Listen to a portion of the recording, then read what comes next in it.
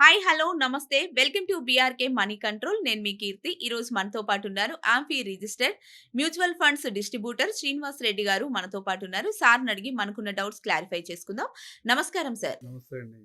Sir, ఇప్పుడు మనం health insurance తీసుకుంటూ ఉంటాం గదా సార్. అవును. ఆ హెల్త్ ఇన్సూరెన్స్‌లో ఆహ్, క్లెయిమ్స్ రిజెక్ట్ అవుతుంటాయి. అవును. ఎందుకు అవుతుంటాయి అంటారు సార్?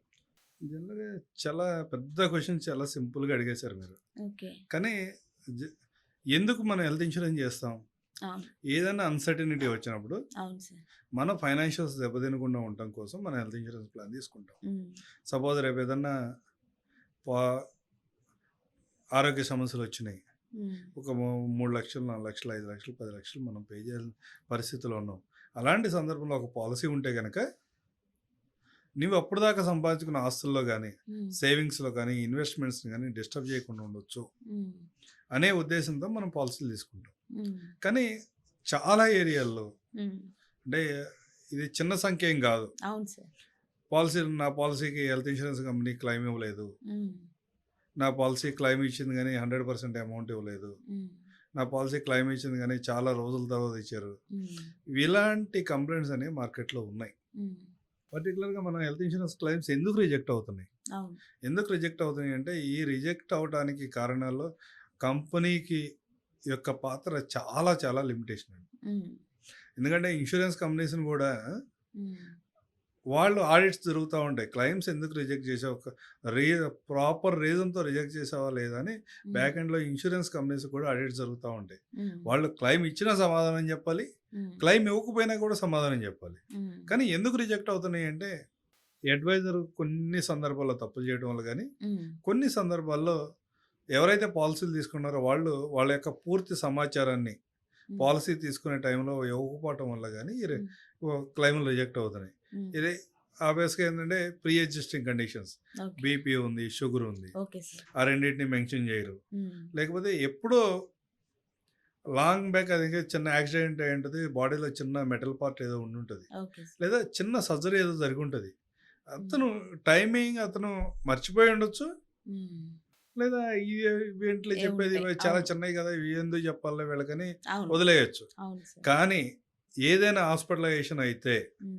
డాక్టర్ గారి దగ్గరికెళ్ళి గనక వాళ్ళు ఆహ్, పాస్ట్ హిస్టరీ గురించి రాసుకుంటున్నప్పుడు హ్మ్. మీరు దగ్గర దగ్గర 20, 30 సంవత్సరాల క్రితం ఏం జరిగిందో గూడా డాక్టర్ గారే చెప్తారు. హ్మ్. డాక్టర్ గారికి ఏవైతే మీరు ఫస్ట్ కన్సల్టేషన్‌లో ఏవైతే చెప్తున్నారో అవును సార్. అవి నీ పాలిసీ తీసుకునేటప్పుడు ఏజెంట్‌కి ఏదైతే ఇన్ఫర్మేషన్ ఇచ్చారో హ్మ్. ఈ 2 మ్యాచ్ అయితే మాత్రమే క్లెయిమ్స్ వస్తాయి. ఓకే ఈ సార్. 2 చాలా సందర్భాల్లో ఈ 2 మ్యాచ్ కాకపోవటం వల్ల, హ్మ్. పూర్తిగా డిస్క్లోజ్ చేయకుండా పాలిసీలు కంగారుగా తీసుకుంటం వల్ల, చాలా సందర్భాల్లో క్లెయిమ్స్ రిజెక్ట్ అవుతున్నాయి. Okay sir. ఓకే. ఈ హెల్త్ ఇన్సూరెన్స్ అవసరం ఎందుకంటారు సార్? ఎందుకు అవసరం మనకి? హెల్త్ ఇన్స్యూరెన్స్ ఎందుకు అవసరం అంటే అండి, సపోజ్ ఇవాళ ఇండియాలో ఉన్న ఒక సెన్సస్ కాలిక్యులేషన్స్ గనక తీసుకుంటే, హ్మ్. సార్. ఒక 5,00,000 కంటే ఎక్కువ అమౌంట్ ఏదైనా హాస్పిటల్‌కి పెట్టాల్సిన అవసరం వస్తుందంటే, 95% జనాభా హౌస్ హోల్డింగ్స్ వాళ్ళ ఫ్యూచర్ అవసరాల కోసం హ్మ్. దాసుకున్నటువంటి సేవింగ్స్‌ను, హ్మ్. లేతే ఇన్వెస్ట్‌మెంట్స్‌ను, హ్మ్. లేతే ప్రాపర్టీస్‌ను ఓకే సార్. అమ్ముకుని మాత్రమే పెడుతున్నారు. Okay sir. ఓన్లీ 5% మాత్రమే అఫోర్డ్ చేయగలుగుతున్నారు. హ్మ్. అంటే ఒక హెల్త్ ఇన్స్యూరెన్స్ లేకపోవడం వల్ల హ్మ్. వాళ్ళకి ఏదైనా అన్‌సర్టెనిటీ వస్తే హ్మ్. వీడు వీళ్ళకి తలకమించిన భారం భారమైపోతుంది. అయినప్పుడు ఆ అమౌంట్ అలా ఎక్కడి నుంచో తీసుకొచ్చి పెడితే అవును సార్. నెక్స్ట్ 15, 20 ఇయర్స్ వరకు కూడా హ్మ్. చాలా ఫ్యామిలీస్‌లో అవును సార్. ఆ డెట్‌లోనే ఎళ్ళిపోతా ఉంటారు. హ్మ్. అలాంటి వాటిని సెక్యూర్ చేసుకోవడానికి, అలాంటి ఇబ్బంది లేకుండా ఉండటానికి, ఓకే. దాంతో పాటు క్వాలిటీ ట్రీట్‌మెంట్. Okay sir. ఎవరైనా డబ్బులున్నోళ్ళే ఉండొచ్చు. హ్మ్. ఇప్పుడు మనం చెప్పుకున్నంత బాధ లేకపోయినా గానీ, అవును సార్. పర్లేదు ఉన్నోళ్ళు హ్మ్. కూడా వాళ్ళు చాలామంది హెల్త్ ఇన్స్యూరెన్స్ తీసుకోరు. అవును. అలాంటి వాళ్ళేందంటే, సపోజ్ ఏదైనా అవసరం వచ్చి హాస్పిటల్‌కెళ్దాం అనుకున్నప్పుడు తక్కువ ఫీజులెక్కడుంటాయి, రూమ్ రెంట్స్ అవును సార్. తక్కువుంటాయి. అవును సార్. ఇలాంటివన్నీ క్వాలిఫైడ్ డాక్టర్‌నే చూసుకుంటాం. అవును దాంట్లో సార్. రాజీ పడకపోయినా, మిగతా హాస్పిటాలిటీ అంతా కూడా రాజీ పడతాం. అవును సార్. అట్లాంటి సందర్భం లేకుండా హ్మ్. ఏదైనా ఇబ్బందొచ్చినప్పుడు హ్మ్. ఒక క్వాలిటీ డాక్టర్ దగ్గరికెళ్ళి హ్మ్. మంచి హాస్పిటాలిటీ ఉన్న హాస్పిటల్‌లో ట్రీట్మెంట్ తీసుకుంటాం. అవును సార్. మంచి హాస్పిటాలిటీ ఉన్న హాస్పిటల్‌లో ట్రీట్మెంట్ తీసుకుంటాం. క్వాలిటీ ఉన్న దగ్గర తీసుకుంటే హ్మ్. అక్కడ ఉండే స్టాఫ్ గానీ, హ్మ్. అక్కడ ఉండే ఎక్విప్‌మెంట్స్ గానీ, హ్మ్. అక్కడ ఉండే డాక్టర్ నాలెడ్జ్ గానీ, హ్మ్. మన ఇంటి పక్కన ఉన్న డాక్టర్ కంటే కూడా కొంచెం ఎక్కువే ఉంటుంది. అవును సార్. అంటే నేనేమి చిన్న చిన్న హాస్పిటల్ వాళ్ళని డిగ్రేడ్ చేయడానికి మాట్లాడతలేదు. అవును. యెస్ వాళ్ళు సార్. చాలా హెల్ప్ చేస్తా ఉంటారు చిన్న అవును చిన్న సార్. వాళ్ళకి. అవును సార్. అవును. కానీ పెద్ద ఇబ్బందులు వచ్చినప్పుడు అవును సార్. కార్పొరేట్ హాస్పిటల్‌కి వెళ్తే గనక మనకి అన్నీ ఒకే చోట దొరుకుతాయి. అందుకని అలాంటి ట్రీట్మెంట్ మనకు కావాలి. హ్మ్. మనకేదైనా ఇబ్బంది వచ్చినప్పుడు మనం మంచి ట్రీట్మెంట్ తీసుకోవాలి, తీసుకోవాలి. ప్రాపర్‌గా తీసుకోవాలని ఎవరైతే కోరుకుంటున్నారో వాళ్ళందరూ ఎల్‌సీ కూడా చాలా చిన్న ఇన్వెస్ట్‌మెంట్ అనుకుని హెల్త్ ఇన్స్యూరెన్స్ మీద తీసుకోవాలి. ఇన్వెస్ట్ చేసుకుంటే బావుంటది. సార్ ఇప్పుడు పాలిసీ తీసుకునే ముందు ఎలాంటి జాగ్రత్తలు తీసుకోవాలంటారు సార్? హ్మ్. ఇది హ్మ్. హెల్త్ ఇన్స్యూరెన్స్‌లో హ్మ్. చాలా చక్కటి క్వెషన్. అవును ఎందుకంటే సార్. చాలామంది అవును. పర్లేదు నువ్వున్నావు గదా! అవును సార్. చేసేయి నేను డబ్బులు పంపిస్తానులే. అవును సార్. పర్లేదు మీరున్నారు గదా! మీరు చేసేయండి అన్నీ మీకు తెలుసు గదా! అంటారు. అవును సార్. ఈ సందర్భం ఈ నెగ్లిజెన్స్‌తో ఓకే. అతని హెల్త్ హిస్టరీ అనేది మనకు తెలీదు. Yes sir. ఏదో హడావిడిగా పాలిసీలు గనక కంప్లీట్ చేస్తే ఆ! మీరు కట్టే రూ. 20,000 రూ.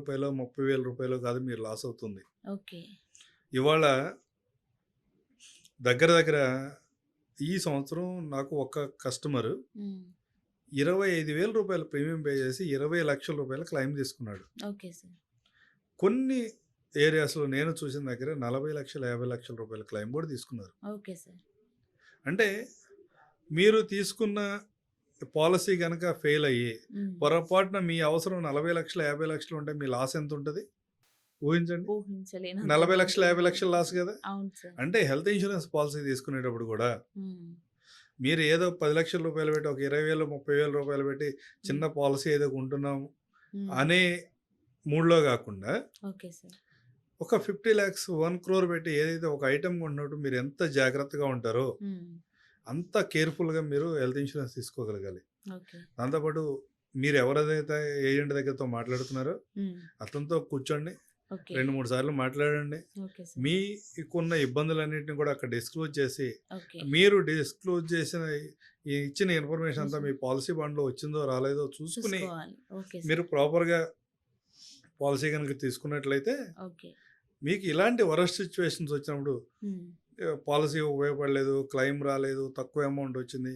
ఇలాంటి కండిషన్స్ అన్నీ లేకుండా ఉంటాయి. హ్మ్. దానివల్ల ఏమవుతుందంటే, మీ ఫ్యూచర్ గోల్స్ హ్మ్. పిల్లల ఎడ్యుకేషన్ కావచ్చు, సార్. రకరకాల యాంబిషన్స్ ఉంటాయి. అవును సార్. వాటన్నిటికి కూడా ఎక్కడ ఇబ్బంది రాకుండా ఉంటది. హ్మ్. చక్కటి ఇన్ఫర్మేషన్ ఇచ్చారు. Thank you so much sir. Thank you అండి.